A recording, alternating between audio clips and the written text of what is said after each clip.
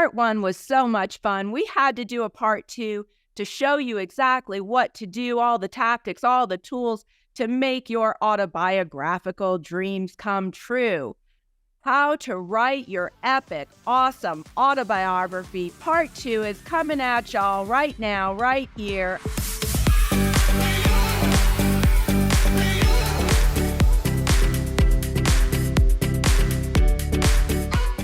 Hey everybody, welcome back to the KBA podcast. We're excited to dive into part two on biographies and autobiographies. If you missed the last episode, it was excellent. Coach Tam shared 11 books that got to read at least half of them to immerse yourself in the literature and know how to write your biography better.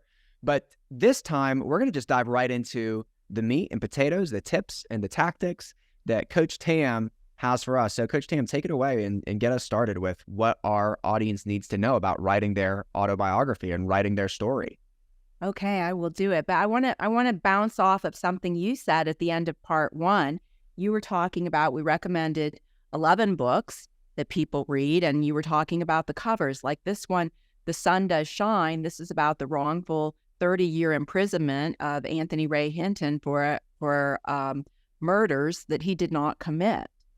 But you can see the prison bars and the sun. It's really beautiful. And you were saying that people do judge a book by its cover, but let me tell you a little secret. They also judge the book by the back cover. And so I want to just show you, I haven't even looked at these, but you can see that they're mostly quotes that are on the back covers, and they're not jammed in from margin to margin.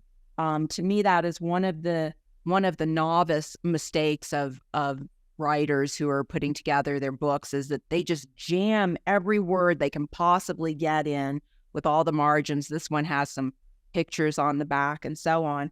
So let's talk now about some ways that we can make your autobiography really epic and awesome and a page turner. So we're going to start with tip number one, is we want a gripping opening hook.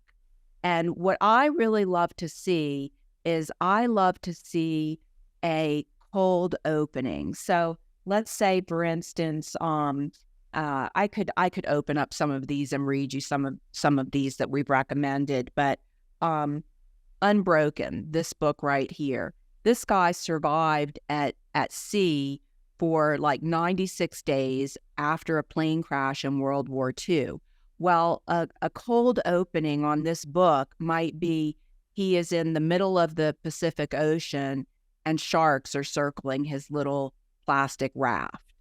Wow, I want to know what happens next, right? Let's see, The Many Lives of Mama Love.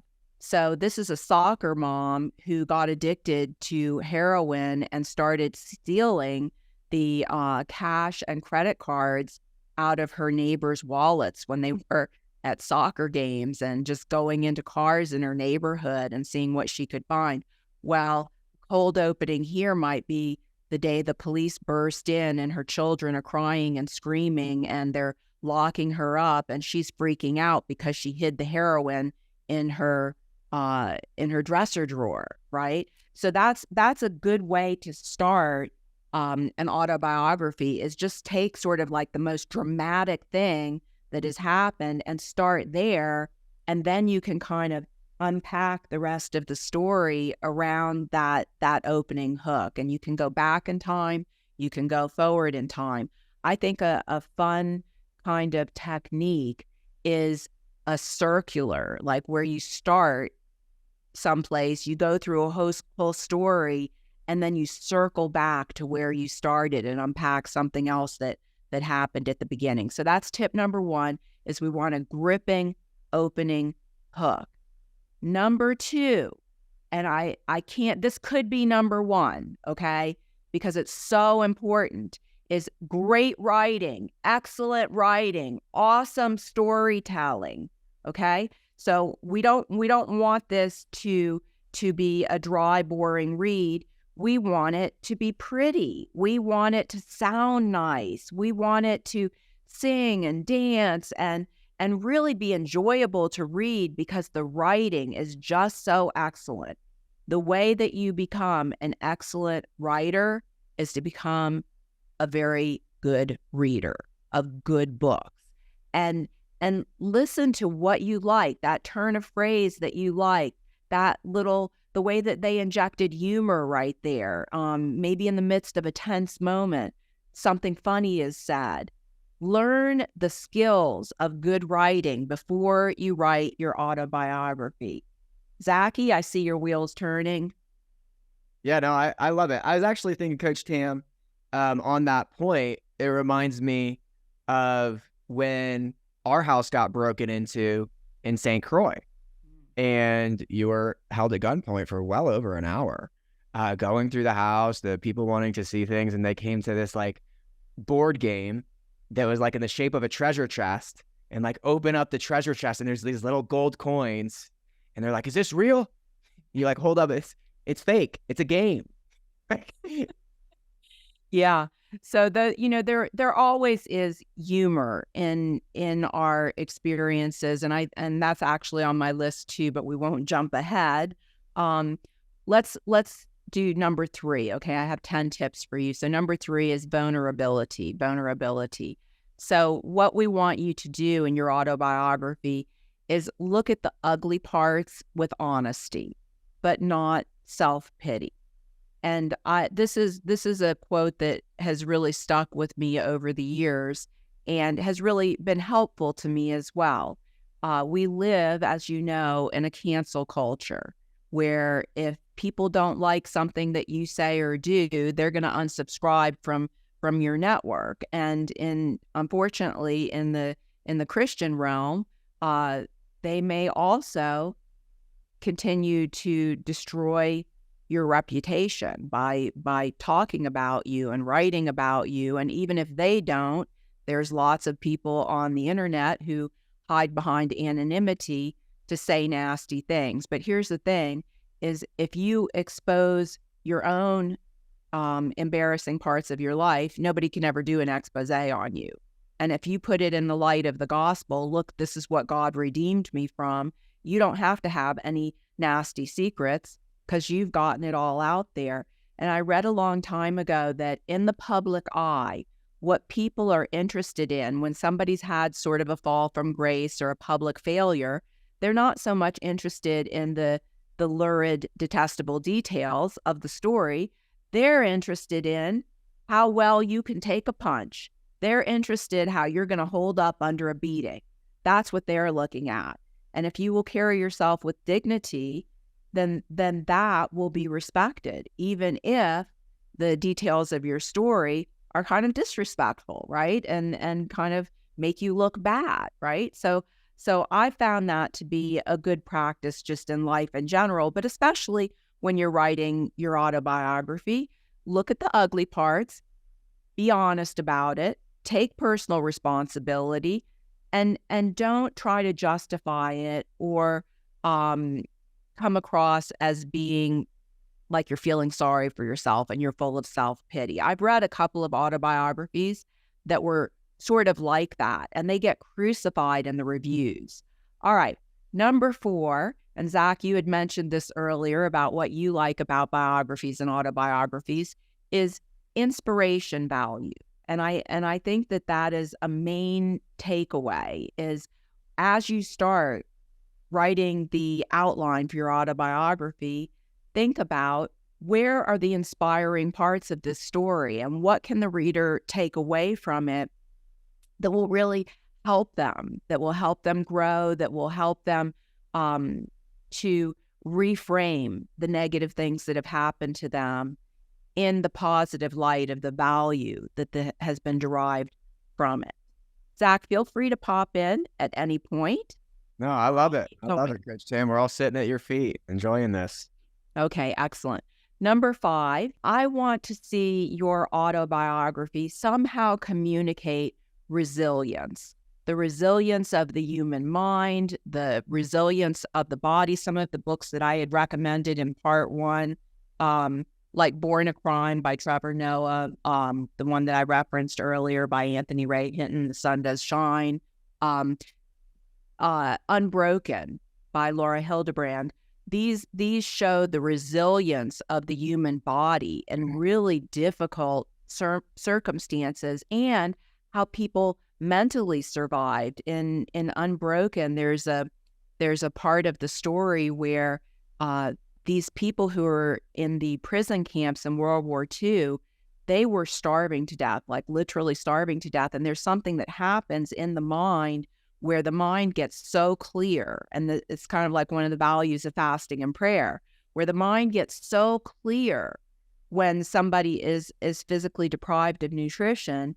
And the author described one of the inmates sat for hours just like this, looking down and flipping a page, an imaginary page. And people said, "What are you doing?" And he said, "I'm so bored. I'm rereading my college textbooks." And he could remember every word, and he sat for hours reading his old college textbooks. So interesting. So having that element, adding it intentionally, the resilience of the human mind, body, and spirit. Number 6. Can I jump in on that one first, Coach? Yeah.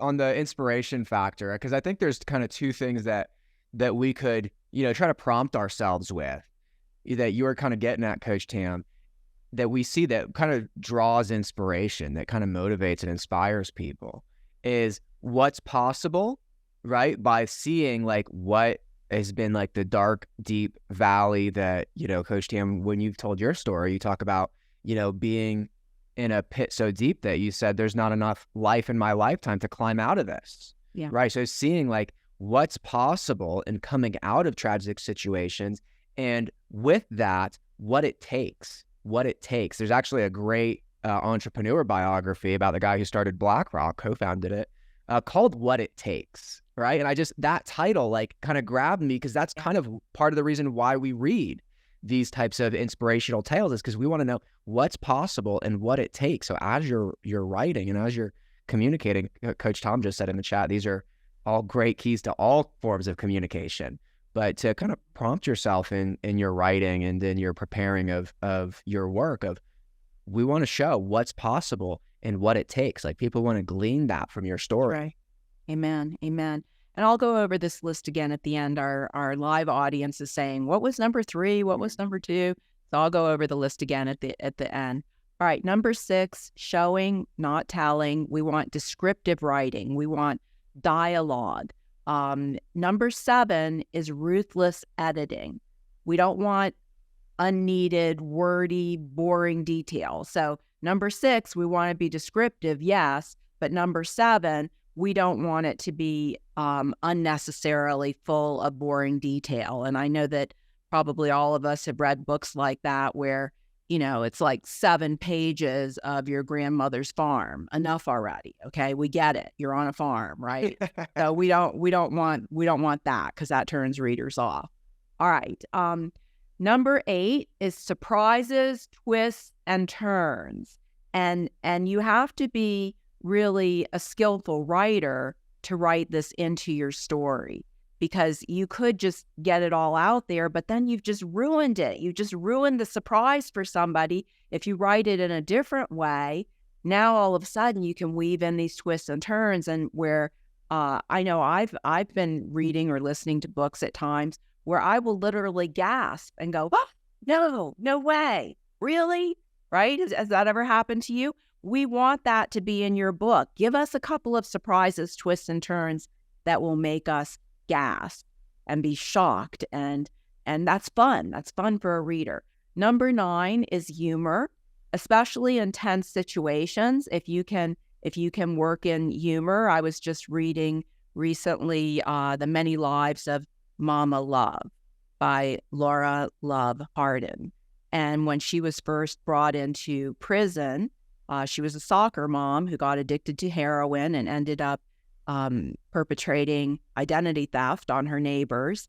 Well, when she got locked up, it's a very tense situation, very dramatic, of how she gets pulled out of her home and away from her kids that are crying. And she gets thrown into a jail cell with a woman who is, she's got a lollipop and she has twisted it into a point. and she threatens her with her little, I'm going to shank you with my lollipop, So like those kinds of things are kind of fun for a reader when you throw in humor into a tense situation. All right, number 10, final tip here is develop a core concept.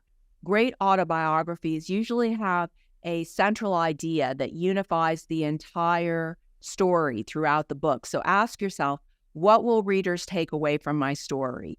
Persevering love, faith in the face of hardship, overcoming the odds, tough obstacles, going from rags to riches, or lessons learned over time are all inspiring themes. You could also include accepting change, dealing with loss, overcoming addiction, surviving abuse, impressions from the experiences that you were having, things that you thought during that time, valuing friendships and relationships. So what is important to the story of your life? Determine one main reoccurring theme, and that will help weave continuity and interest throughout your autobiography. All right, I'm going to go over these tips again as we close. Number 1, have a gripping opening hook. Make it so that the first paragraph that they read, they're in. You got buy-in right from the beginning. I got to find out what happens next. Number 2, great writing, excellent writing, creative writing, poetic writing, awesome storytelling. Number 3, vulnerability. Look at the ugly parts with honesty, but not self-pity. Number 4, inspiration value. What did you learn? What applies to the reader? Make sure that you know that from the onset and that you include it in your autobiography. Number 5, communicate the resilience of the human mind, body, and spirit. Number 6, showing, not telling, descriptive writing, and lots of dialogue. That's a lot of fun. Number 7, ruthless editing. Edit. The more you edit, the better it will get. We don't want unneeded, wordy, boring detail. Number 8 is surprises, twists, and turns. Number 9 is humor. And number 10, develop a core concept. Excellent, Coach Tam. Excellent rundown. Loved both of these episodes. If you missed the last one that included the 11 book recommendations, go back and watch that. But this was amazing. Thank you, Coach Tam. And we love you guys. We bless you guys. See you next time on the Kingdom Builders Academy podcast. Bye, everybody.